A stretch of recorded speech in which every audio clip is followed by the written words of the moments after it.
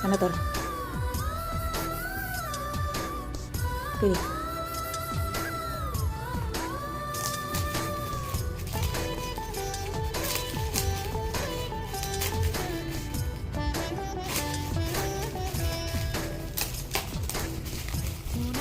சுமப்பதினால் இதயமும் கருவறைதான் மனதால் நானும் அன்னையே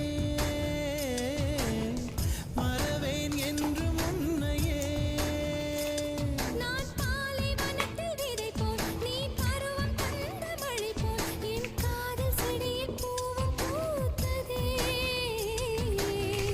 உன் விழி திறந்திருந்தால் விடியலி தேவையில்லை.